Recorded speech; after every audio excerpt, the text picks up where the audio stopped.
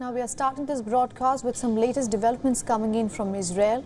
An unprecedented 300,000 reservists have been called up amid the ongoing Israel and Hamas war. Israeli forces have already announced a total siege of the Gaza Strip in a sign that it may be planning a full-blown ground assault. So far, over 900 people have been confirmed dead in Israel and over 700 deaths have been reported from the Gazan side. Now, in the latest, the World Health Organization called for a humanitarian corridor to be established into and out of the Gaza Strip, which has been placed under total siege by Israel.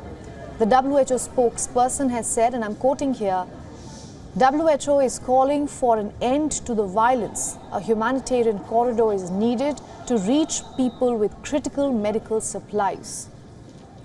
Now, the Israeli forces have reacted to a threat from Hamas. The Israeli forces say that Hamas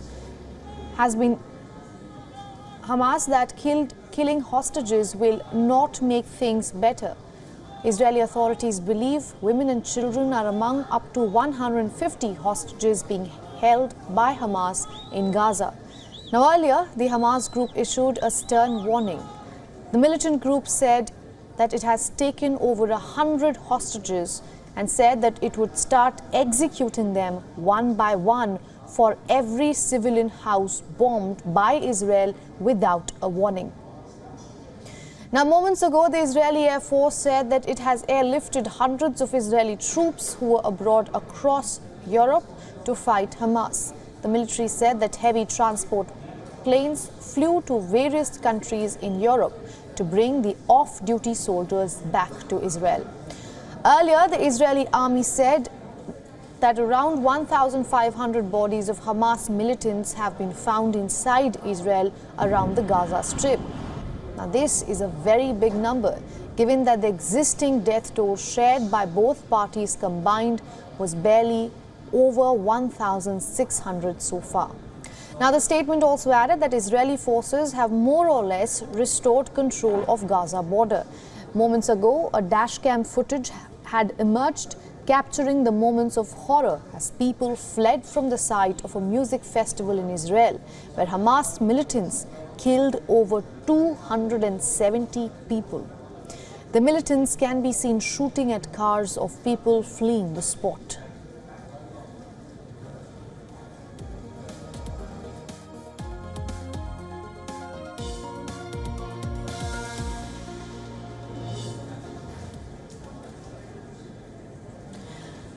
The development comes as U.S. Secretary of State Antony Blinken discussed U.S. support for Israel. In a call with Israeli Foreign Minister, Blinken emphasized on efforts to secure the immediate release of all hostages.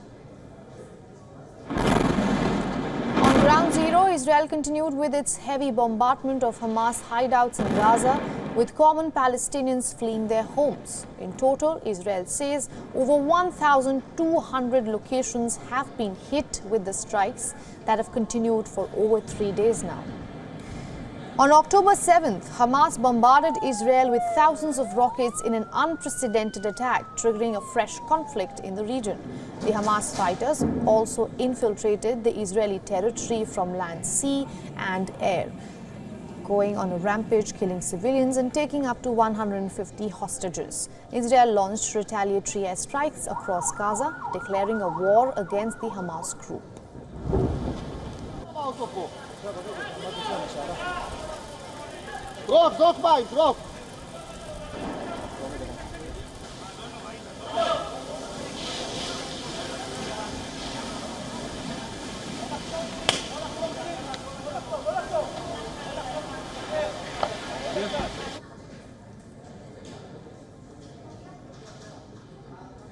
Now, correspondent Jody Cohen has been interviewed Rob Simons, who is the family of missing person Dor Shafir.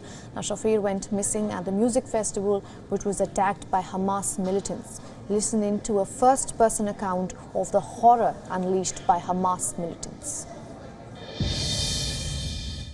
Rob, your cousin is missing since Saturday, since the attack by Hamas in southern Israel.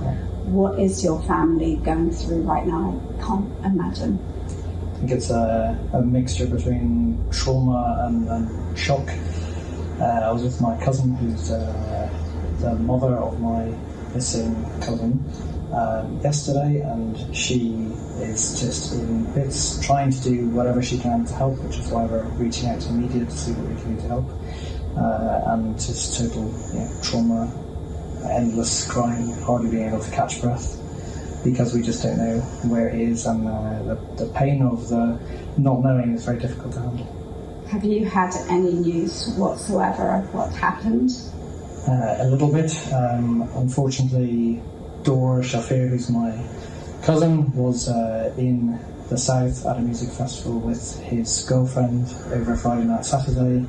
We had news last night that his girlfriend was found murdered by Hamas in the fields in the south of the country.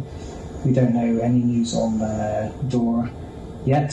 I think the obvious possibilities are either we're clinging to the hope that he's in hiding and can be found, but it's been since Saturday morning now, maybe 3 days in hiding, if that's even possible.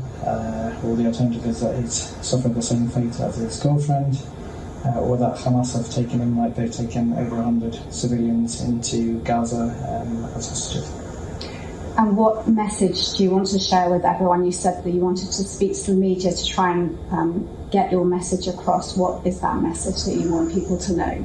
I think it's very simple. It's a certain pressure from governments outside of Israel on Hamas. This is not a normal situation where you're negotiating with normal people, and the pressure needs to come from outside of Israel. There's very little that the Israeli government can really do to get back hostages that are being held in Gaza.